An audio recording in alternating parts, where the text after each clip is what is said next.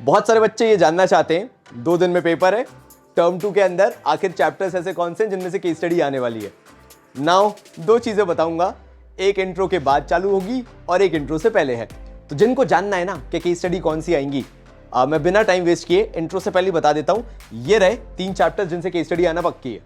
अब जिनको छोड़ के जाना है जाओ, बाकी मैं तो बस इतना बताना चाह रहा था कि ये 3 चैप्टर्स जो हैं जिनसे केस स्टडी आएगी, और तुम अगर केस स्टडी की तैयारी कर रहे हो तो मात्र तुम 10% की तैयारी कर रहे हो, बाकी 90% तुम्हें पता ही नहीं है कि तुम्हें तैयारी क्या करनी है। और जो जानना चाहते हैं आ जाओ, मैं इंट्रो के बाद तुम्हारा ही वेट कर रहा हूं। आ जाओ आ जाओ।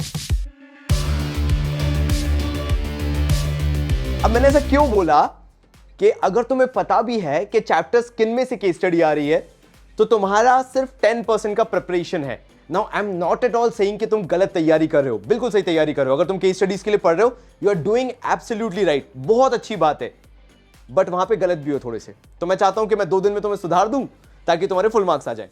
अब होता क्या है, हमें बताए क्या लगता है, whatever chapter we are studying, वैसे मैं गारंटी दे रहा हूं इन 3 चैप्टर से आने वाली है, लाइक 90% तो मान के चलो।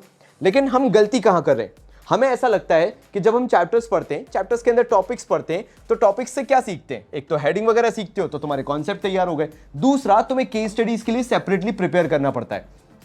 एग्जैक्टली वहीं पे हमारी गलतियां चालू हो जाती है कि हमें लगता है केस स्टडी कुछ ऐसी चीज है जो हमें नहीं बनेगी, हमें कभी नहीं बनेगी। लेकिन पता है तुम गलती कहां कर रहे हो वहां पे, कि तुमने इस पे ध्यान देना बंद कर दिया, क्योंकि तुम इतने ज्यादा इन्वॉल्व हो चुके हो केस स्टडीज में कि तुम्हें पता ही नहीं है कि केस स्टडी के अंदर लिखना भी तो वही कोर कॉन्सेप्ट्स है जो तुमने याद किए होंगे। तो मैंने सोचा छोड़ो यार, मेरे को नहीं टेंशन लेना तुम्हारा, मेरे को चाहिए कि मैं तुम्हें कुछ ऐसा बता दूं कि तुम्हारी पढ़ाई औसम हो जाए। तो भाई ने क्या किया, भाई ने बनाया तुम्हारा फ्लो ऑफ स्टडी। आखिर अगर बिजनेस स्टडीज तुम पढ़ रहे हो और तुम्हें केस स्टडीज भी क्रैक करनी है, तुम्हें नॉर्मल आंसर्स भी देने, तो आखिर वो फ्लो ऑफ स्टडी क्या होना चाहिए जिससे केस स्टडीज भी क्रैक हो जाए और साथ साथ में तुम्हारे जो बेसिक क्वेश्चंस आते हैं, पूछे जाते हैं, वो भी तुम्हारे 100% हो जाए। तो देखो शुरू कहां से होता है, चैप्टर रीडिंग के साथ। चैप्टर रीडिंग लिख रखा भाई ने तुम्हारे, हाँ, चैप्टर रीडिंग के साथ चालू होता है। चैप्टर रीडिंग में क्या करना है, सुनो जरा ध्यान से। तुम्हें मैं मीम बनूंगा सीरीज देखना है, बिकॉज एग्जैक्टली मैंने मैं मीम बनूंगा सीरीज को उसी अकॉर्डेंस में बनाया है कि तुम्हारी केस स्टडीज 100% क्रैक होनी चाहिए। तो पहले तुमने मैं मीम बनूंगा सीरीज देखी, फुल प्लेलिस्ट तैयार है, तुम्हें पूरी प्लेलिस्ट मिल जाएगी, जाके बस तुम्हें देखना है एमएमबी सीरीज को। फिर उसके बाद उठाना है चैप्टर रीडिंग। जैसे ही तुमने चैप्टर रीडिंग करना चालू की, तुम्हें पता चल जाएगा कि आखिर ऐसे कौन से हाईलाइटेड टॉपिक्स हैं या कौन से टॉपिक्स हैं जो तुम्हें इंपॉर्टेंट लगते हैं। बाकी सब जाए अलग, तुम देखो कि तुम्हें कौन से ऐसे टॉपिक्स लगते हैं तो तुम्हें बार बार करने की जरूरत है। फिर तुम्हें उसको राइटिंग करके देखना है, यानी लिख के देखना है, तुम्हें उसे राइटिंग में उतारना है, इन राइटिंग करना है। मैं नहीं बोल रहा कि सब लिखना चालू कर दो आज के टाइम पे, नहीं, बट अगर तुम्हें ऐसा लगता है कि कहीं पे तुम्हें हाथ चलाने की जरूरत है, लिखना जरूरी है। जैसे मैंने तुम्हें डायरेक्टिंग चैप्टर पढ़ाया था, उसमें मैंने बताया भाई ऑटोक्रेटिक हो गया, डेमोक्रेटिक हो गया, लेजर स्टाइल ऑफ लीडरशिप हो गया, तीनों ही सही है, कोई सा भी गलत नहीं है। It totally depends upon company to company and situation to situation कि कौन सा आखिर सबसे बेस्ट है ऑर्गेनाइजेशन के लिए। ये कोई केस स्टडी वाला वीडियो नहीं सिखा सकता, चाहे तुम्हें कितने भी अच्छे से केस स्टडी आती हो, लेकिन अगर तुमने केस स्टडी के अंदर ऑटोक्रेटिक स्टाइल ऑफ लीडरशिप को गलत बता दिया, तुम्हारे मार्क्स तो वैसे भी कट गए ना। तो क्यों ऐसी चीज पढ़ना भाई जो कि आते हुए भी तुम्हारी चीजों को गलत करा दे। तभी मैंने बोला मैं मीम बनूंगा सीरीज का रेफरेंस लो, ताकि तुम्हें पता चले कि लिखना क्या है उस केस स्टडी के अंदर। सो तुमने राइटिंग पार्ट किया, तुम्हारे कॉन्सेप्ट बिल्डअप हो गए, तुम्हें मालूम है कि भैया ने बताया था, कुछ भी गलत नहीं है सब सही, बस वो सिचुएशन के हिसाब से, कंडीशन के हिसाब से होता है। तो तुम्हारे क्या हुए, कॉन्सेप्ट बिल्ड हो चुके हैं। अब चाहे तुम्हें हिंदी में याद होता हो, चाहे अंग्रेजी में याद होता हो, भाई सही तो याद होता है कम से कम, गलत तो नहीं लिख के आओगे तुम।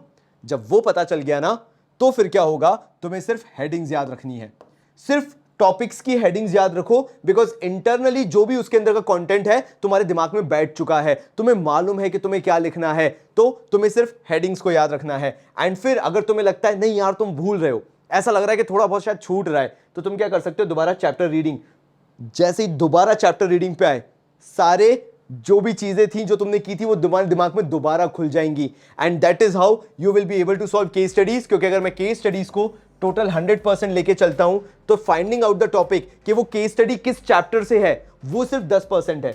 अब भैया कंज्यूमर प्रोटेक्शन की जो केस स्टडी है, ऐसा तो है नहीं कि डायरेक्टिंग के क्वेश्चन से तुम कंफ्यूज हो जाओगे। Case study of consumer protection, अगर किसी का राइट पूछ लिया है, किसी का अधिकार पूछ लिया है, तो उसका डायरेक्टिंग चैप्टर से वैसे भी कोई लेना देना नहीं है।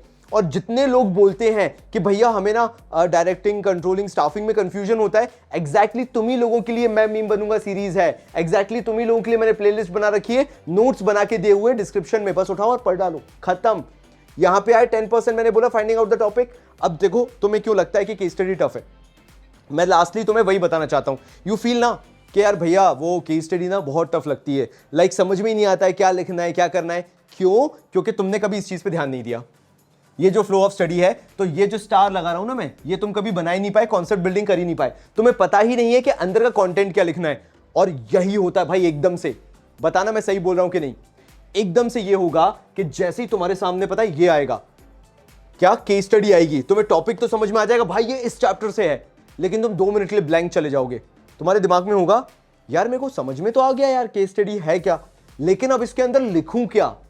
एंड द मोमेंट वो हिट होता है ना एकदम से, मैं लिखूं क्या इसके अंदर, अब इसका मतलब ये है कि जो फ्लो ऑफ स्टडी था वो तुमने फॉलो नहीं किया, तुम्हारे कॉन्सेप्ट नहीं बने तो तुम्हें हेडिंग्स याद नहीं हुई, तुम्हें हेडिंग्स याद नहीं हुई तो तुम्हें अंदर के कीवर्ड्स याद नहीं हुए। अब पूछोगे अंदर के कीवर्ड्स का मतलब क्या, जब तुम राइटिंग पार्ट करोगे ना तो तुम्हें कीवर्ड्स पता चलेंगे कि कौन कौन से कीवर्ड्स लिखने हैं उसके अंदर, कौन कौन से वो वर्ड्स हैं जिनसे तुम्हें मार्क्स मिल सकते हैं। तुम्हें हेडिंग्स याद नहीं होंगी, और जब तुम्हें ये सब याद नहीं होगा तो तुम्हें पता ही नहीं होगा कि केस स्टडी तो फिगर आउट कर ली, 10% तो कंप्लीट हो गई केस स्टडी, ओके इस चैप्टर से है, लेकिन लिखने को समझ में ही नहीं आ रहा है। और फिर तुम्हें समझ में आता है कि भैया हेडिंग्स के ऑलमोस्ट 60% तक मार्क्स हैं, और जो कंटेंट तुम उसके अंदर लिखते हो हेडिंग्स के अंदर, उसके 30% मार्क्स हैं। दैट मींस तुमने क्या किया, वो 10% की तैयारी करने के लिए केस स्टडीज तुमने 90% कंटेंट छोड़ दिया। सोचो, और तुम्हें पता ही नहीं है कि तुम ये गलती करे जा रहे हो। मतलब अगर तुम्हें सब क्लैरिटी है तो तुम्हें मालूम है कि पूछा तो वही जाएगा जो तुमने याद किया है, लाइक बुक से बाहर तो आ नहीं जाएगा। लाइक अगर कैपिटल स्ट्रक्चर है तो केस स्टडी कुछ भी बना दे, they will be asking about the capital structure, कुछ भी हो, they will be asking a topic from the book. और अगर वो टॉपिक ही नहीं आता, अगर उसकी हेडिंग्स ही याद नहीं है, तो केस स्टडीज करके कर भी क्या लोगे। इट्स हार्डली 10% जो तुम्हें चैप्टर बता देगा। और मुन्ना मेरे वो गलती मत करो, बिकॉज जिस टॉपर से तुम बात करोगे अपने सीनियर से, they never studied for case studies, they always studied for the basic concepts, the core concepts, the theoretical aspect of the chapter। बस इसी बात पे अच्छा लग रहा है तो लाइक भी कर दो, एल्गोरिदम में अच्छा लगेगा। तुम्हें क्या लगता है फील करो, कमेंट भी करो, मुझे जानना है। एंड लास्ट में एक हिडन फीचर होता है जो तुम लोगों को बहुत लपेट के सिखाया जाता है, बहुत लपेट के सिखाया जाता है कि केस स्टडीज करो, कुछ नहीं है। The moment you figured out के हेडिंग क्या है, तुम्हें पता है कि इसके आगे तुम्हें करना क्या है ना, तुम्हें पूरा यहां पे सीख के आ चुके हो, तुम्हें मालूम है तुम्हें लिखना क्या है, तुमने पूरे कॉन्सेप्ट्स बना के रखे। द लास्ट थिंग इज कि बस उसको अपने आंसर को रिलेट कर देना उस केस स्टडी से कि फलाने मिस्टर थे, उनका ये अधिकार है, the right to safety is their right, mister Anil, mister Verma, ये वो, अगर कंज्यूमर प्रोटेक्शन से आ जाती है तो mister Verma if feeling cheated, उनके लिए ये रेमेडियल मेजर्स हैं, वो यहां पे फाइल कर सकते हैं अपना केस, ऐसा कर सकते हैं, वैसा कर सकते हैं, लाइक अ शॉर्ट क्लिप। जैसे मैंने तुम लोग को इंग्लिश में भी यही चीज सिखाई थी, all you have to do in job application is कि कहां से वो आपने इश्तेहार देखा, एडवर्टीजमेंट देखा, एक बार उसका रेफरेंस दे दो। सेम इसमें भी यही करना है। तो इट्स नॉट समथिंग जो मैं तुम्हें आउट ऑफ द बॉक्स सिखा दूंगा, इट्स समथिंग जो तुम्हें पता होना चाहिए, ठीक है। This is the hidden element. बस बाकी चिल मोड में रहो, जितनी अच्छी नींद लेके जाओगे, जितना पॉजिटिव माइंडसेट के साथ जाओगे, तुम्हारा पेपर उतना ही अच्छा जाएगा। बाकी what ever you feel like मुझे कमेंट करके जरूर बताना। जिन्होंने वर्कशॉप में रजिस्ट्रेशन नहीं करा है, एंटायरली फ्री ऑफ कॉस्ट है, नीचे डिस्क्रिप्शन में लिंक है, रजिस्ट्रेशन करा लेना। कल रात को 8 बजे वर्कशॉप होने वाली है। एंड लास्टली एक ही चीज बोलूंगा, गेस्ट पेपर आता है एग्जाम से जस्ट एक दिन पहले, यानी 16 तारीख को 5 से 7 बजे के बीच कभी भी आ सकता है, जिसके रजिस्ट्रेशंस गेस्ट पेपर के 2 पार्ट में होने वाले हैं। एक कल रजिस्ट्रेशन होगा और एक परसों ही आपको सीधे रजिस्ट्रेशन करा के गेस्ट पेपर उठाना पड़ेगा। क्यों 2 पार्ट में करवा रहा हूं? क्योंकि जब भी गेस्ट पेपर्स के लिए रजिस्ट्रेशन होते हैं, कॉमर्स बाबा की ऐप क्रैश हो जाती है, इसलिए मैंने 2 पार्ट में रजिस्ट्रेशन ओपन रखे हैं। या तो 15th को करा लो या तो 16th को करा लो। एंड 16th को जब कराओगे उसके जस्ट 1-2 घंटे बाद तुम्हारे हाथ में गेस्ट पेपर होगा। तो अगर मिस नहीं करना चाहते हो गेस्ट पेपर, एडवांस में अपनी रजिस्ट्रेशन करवा लेना। कल तुम्हें शाम को लिंक मिल जाएगा 5 बजे, you can start registering for the guest papers. तो तब तक के लिए मेरे भाइयों बहुत सारा प्यार और धन्यवाद।